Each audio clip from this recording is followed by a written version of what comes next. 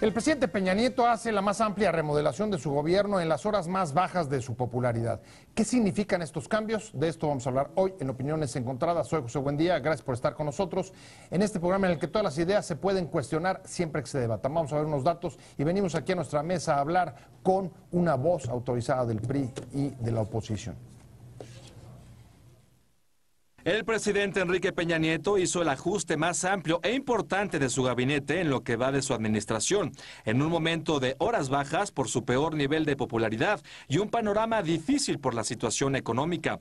Los cambios merecieron opiniones encontradas y se destacan los enroques políticos rumbo a la sucesión presidencial del 2018, como la entrada en la carrera hacia Los Pinos del ex canciller José Antonio Meade desde su nueva posición de la Secretaría de Desarrollo Social. La principal crítica a los cambios es que no reflejan una evaluación de resultados del gabinete y permanecen los titulares de Gobernación y Hacienda, que han sido blancos de los mayores cuestionamientos por la persistencia de la inseguridad y el bajo crecimiento económico. Su permanencia augura que la política económica se mantendrá invariable a pesar de nuevas circunstancias que enfrenta el país por la caída de los precios del petróleo y el difícil avance de las reformas estructurales.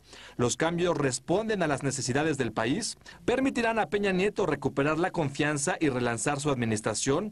Abren la sucesión. Posiciones. Número 1. José Antonio Meade, nuevo secretario de Desarrollo Social, se comprometió a continuar con la cruzada nacional contra el hambre. Número 2. El nuevo titular de Educación, Aurelio Nuño, dijo que la reforma educativa debe hacerse junto con los maestros de México, escuchándolos y dialogando con ellos, expresó. Número 3.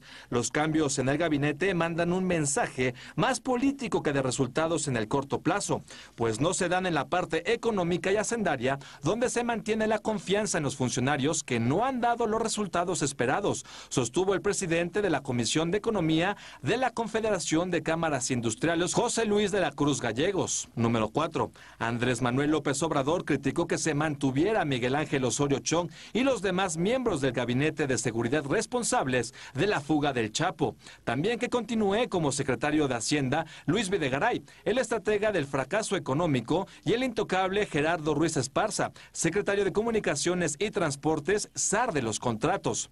Número 5. El presidente nacional del PAN, Ricardo Anaya, aseveró que con el cambio de funcionarios del gabinete de Enrique Peña Nieto no vamos a dar un cheque en blanco. Arrancamos con opiniones encontradas. Ya usted conoce los cambios, se los han estado diciendo desde ayer. Vamos a tratar de analizarlos y destacar los rasgos más importantes de la más amplia remodelación que haya hecho el presidente Peña Nieto en lo que va de la administración. Y para esto me da muchísimo gusto que esté conmigo aquí hoy el presidente de la Fundación Colosio del PRI, Adrián Gallardo. Adrián, un placer. El placer es mío, José. Muchas gracias por la invitación. Muchas gracias. Y el diputado electo, ¿no? Todavía diputado electo. Así es. Entran ya próxima semana, ¿no? El día de mañana. Jorge Álvarez Maínez, de Movimiento Ciudadano. Muchas gracias, Pepe. Gracias por la invitación. Saludos, Adrián, a todo el auditorio. Muchas gracias a los dos. Y si quieren, vamos directo. Y la pregunta que hoy está haciendo todo el mundo es, se trata de un gabinete en el que buena parte de las coincidencias que ha habido en su valoración es que, digamos, que envía un mensaje más bien político. Está abriendo la sucesión al incluir nuevas cartas, nuevas opciones dentro de la baraja, como por ejemplo la entrada de José Antonio Meade a Desarrollo Social, o de Nuño, el jefe de la Oficina de los Pinos. Yo creo que los cambios en el gabinete tienen varias implicaciones. Por un lado, implican un balance de resultados donde se premia y se atribuye mayor responsabilidad a quienes han venido cumpliendo con muy buenos resultados. En segundo lugar, se enfatiza la prioridad del presidente Peña en lo que resta de su administración, poniendo el acento en un tema tan fundamental para el desarrollo a largo plazo del país como es la educación, en otro tema tan importante como es el reto de reducir la desigualdad y la pobreza, y por eso el fortalecimiento en la política social con la incorporación del secretario Meade. Y también se reconoce la necesidad de renovar algunos espacios, como es el caso de la Comisión Nacional de Seguridad Pública, donde sin duda el mayor reto del país se llama justicia legal, que no es otra cosa que igualdad de los mexicanos frente a la ley a través de la vigencia del Estado de Derecho. Y evidentemente, al darse prácticamente a días de iniciar el segundo tramo de la administración, pues esto ha dado lugar también a interpretaciones que tienen que ver con el factor político hacia adelante. Déjame tomar tu primera lectura. Los dos cambios estos, educación y desarrollo social, estarías vinculándolos al resultado. Es decir, los secretarios anteriores no habían dado el resultado previsto y por eso entran estos dos de refresco. ¿Tú estás de acuerdo, Jorge?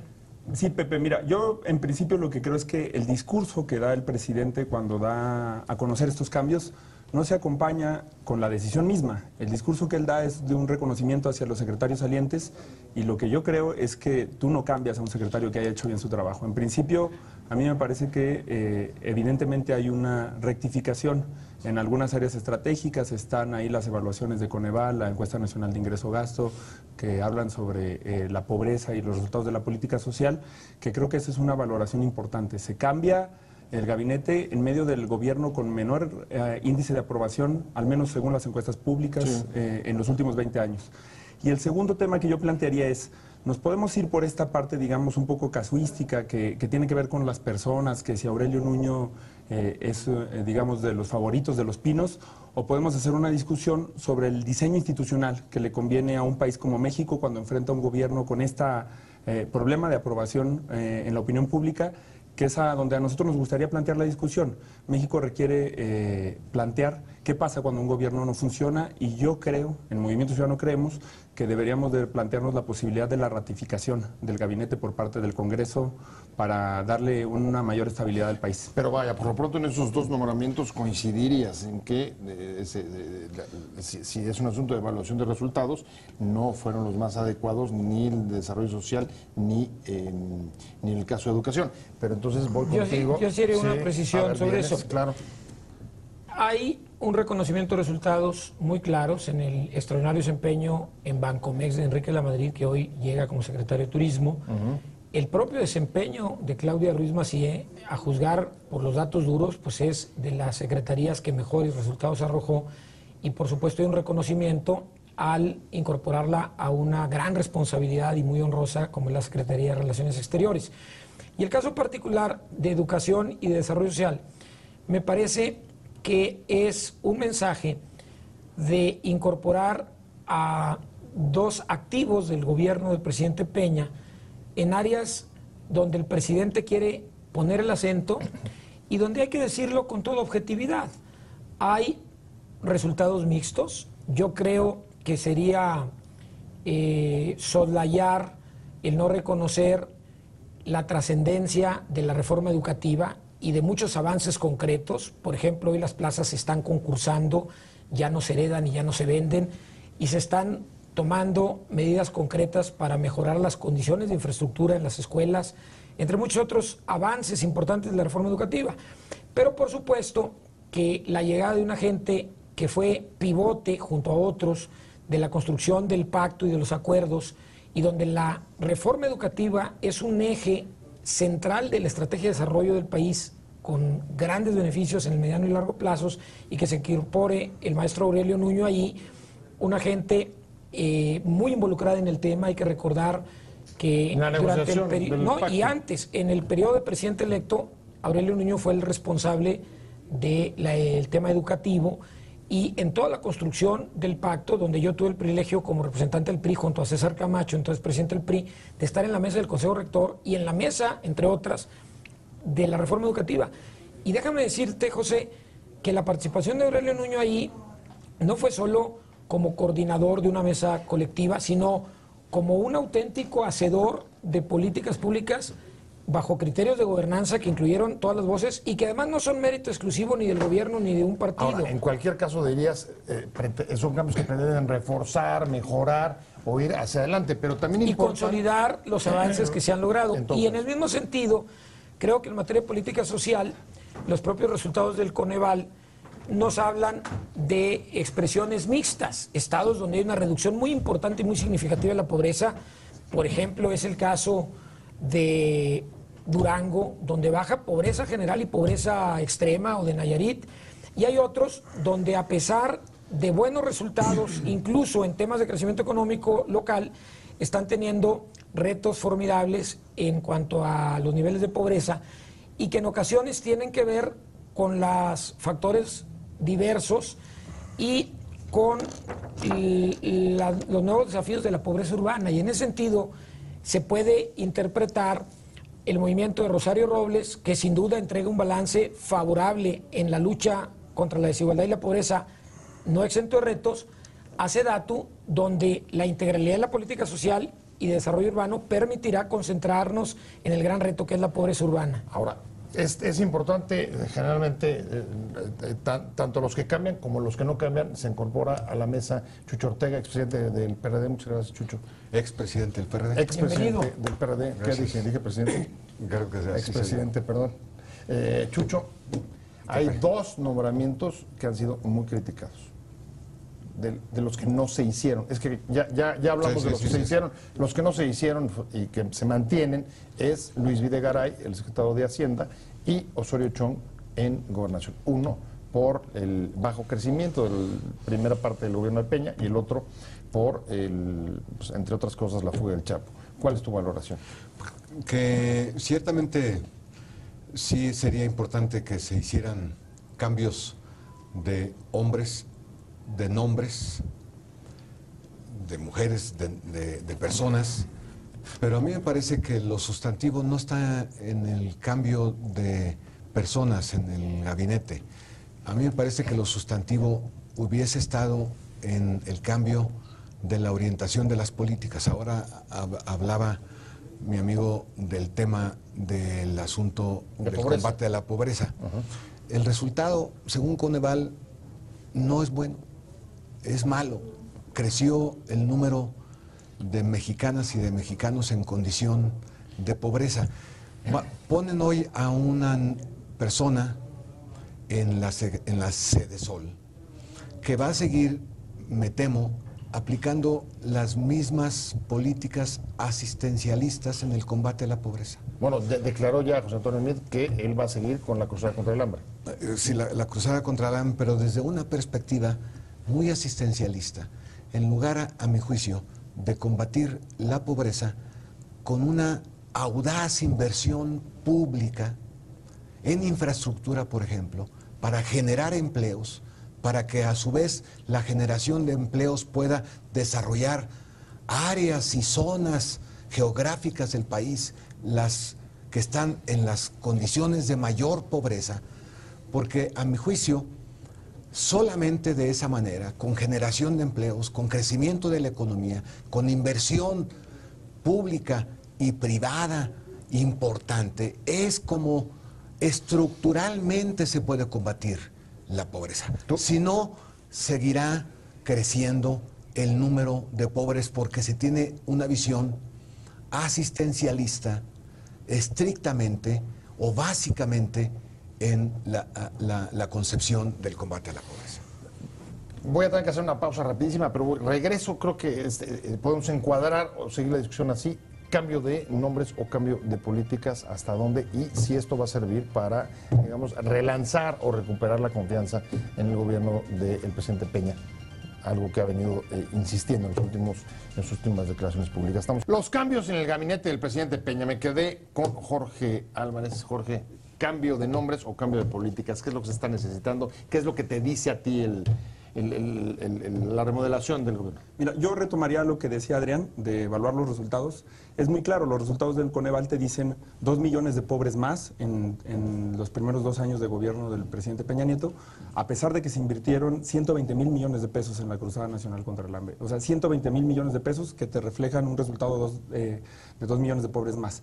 Y además está muy parejo el deterioro del bienestar, porque 8 de 10 deciles de ingreso disminuyeron su ingreso respecto a cómo comenzó el sexenio. Eso dice la encuesta nacional de ingreso-gasto. Pero también coincido con lo que dice Jesús Ortega. En los últimos 20 años tú tienes 10 secretarios distintos de desarrollo social, 10 secretarios de partidos, ¿no? O sea, así esto no ha sido privativo.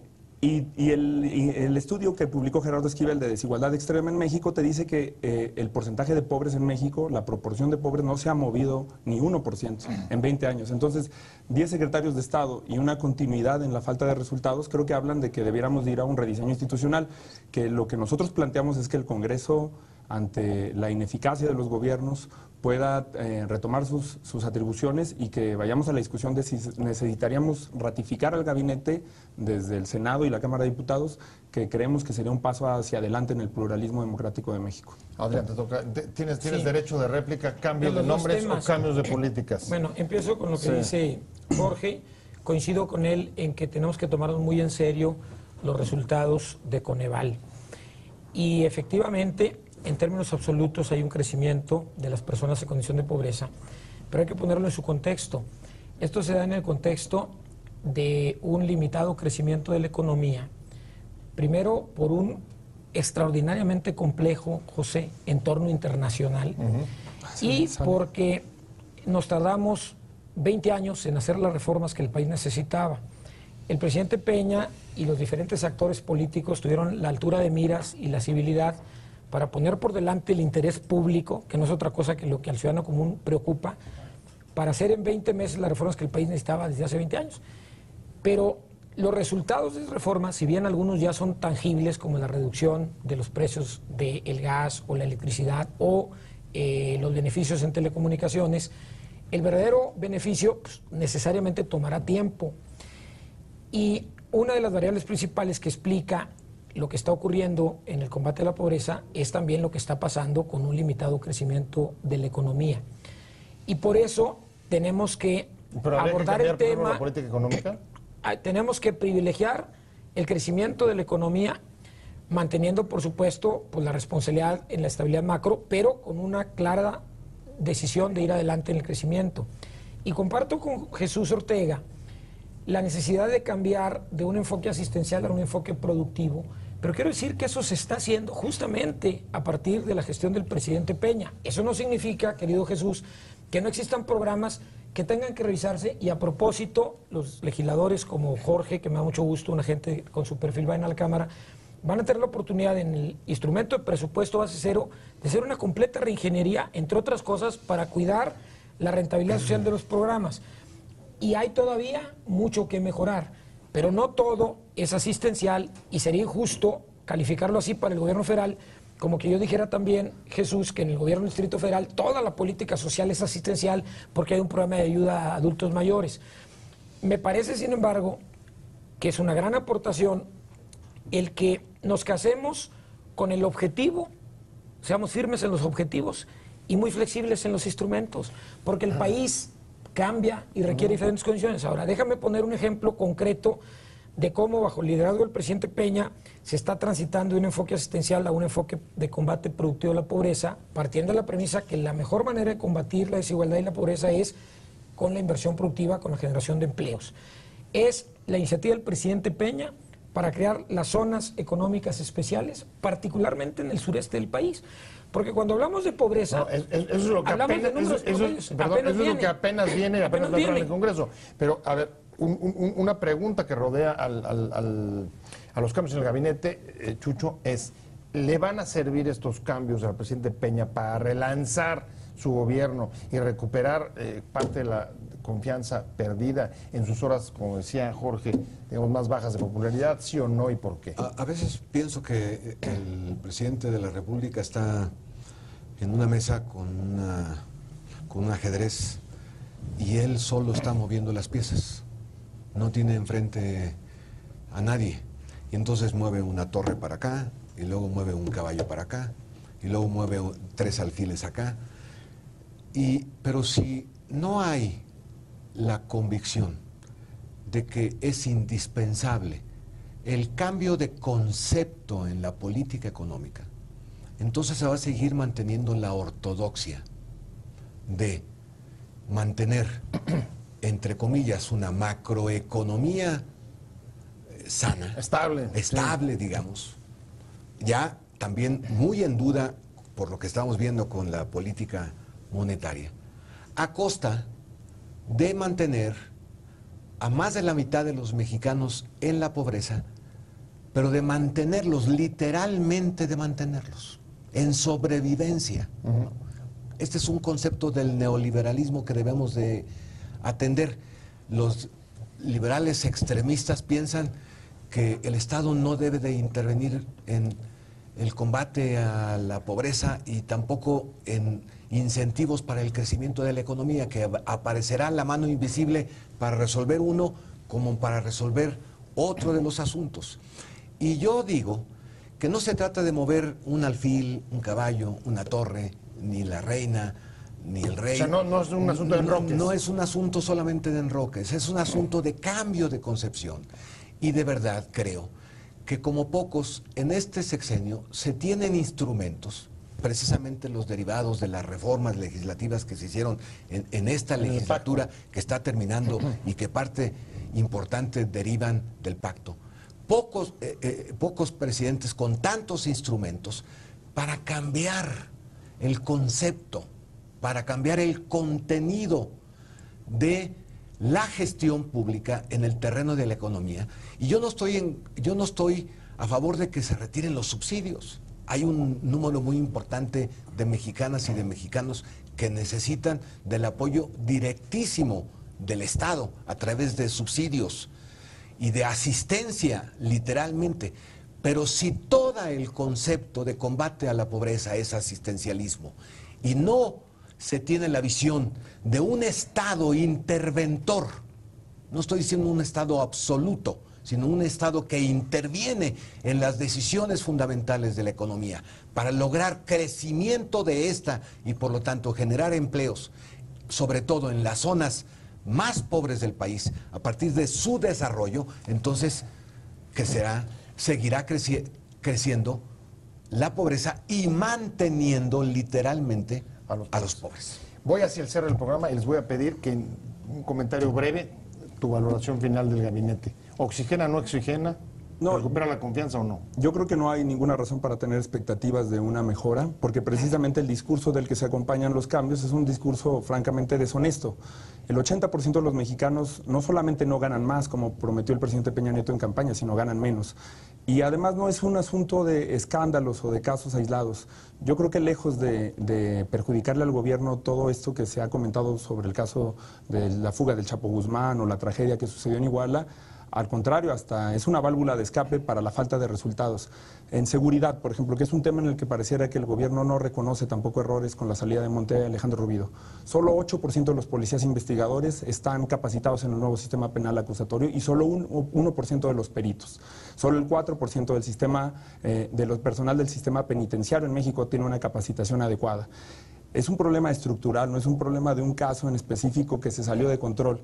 Y creo que el no reconocimiento de esos problemas, el reconocimiento mismo de este discurso que hay todavía sobre las reformas, tenemos una reforma energética en la que se nos prometieron 18,000 millones de dólares de inversión en el primer año de aplicación y tuvimos 1,000 millones nada más en la ronda 1, es el 5% de lo prometido. Todavía hay un discurso falaz sobre la marcha del país. Voy contigo, se me está yendo el tiempo. Vienes, Adrián, tienes derecho de réplica. Bueno, yo no diría que el presidente está solo frente a un tablero de ajedrez.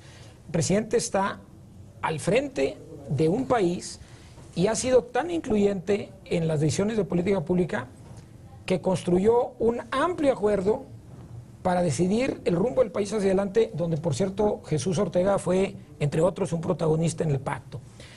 Y creo que hace un uso pleno de las prerrogativas, de las facultades que le da la Constitución para designar y remover libremente a sus titulares. Y en política lo que importa son los resultados. Yo creo que es bueno que partamos con toda frialdad de reconocer los retos, pero también las oportunidades y las fortalezas que tiene el país. En materia de política económica no hay dogmas, pero sí principios. Y qué bueno que existan principios que nos garanticen, por ejemplo, un manejo responsable de las finanzas públicas, que de no tenerlo, con el entorno internacional que hoy tenemos, pues tendríamos una crisis, y lo que tenemos es la inflación más baja de los últimos lustros. Existen retos, pero creo que el presidente está echando mano de los mejores perfiles del equipo de gobierno, enfatizando la prioridad de la educación, la prioridad del combate a la pobreza y la articulación integral de las diferentes políticas Pues públicas. ahí está. La verdad es que se me fue el tiempo rapidísimo, Chucho. A la otra. Para la próxima. Muchas gracias por haber llegado, Jesús Ortega, expresidente del PRD. Muchas gracias, Adrián Gallardo, presidente de la Fundación Colosio del PRI. Y muchas gracias también, diputado electo Jorge Maínez de Movimiento Ciudadano. Pero sobre todo, gracias a usted por haber estado con nosotros en Opiniones Encontradas. Nos vemos, nos escuchamos aquí el próximo lunes, 7:30, desde la esquina de la información. Y mientras tanto, pásenlo muy bien.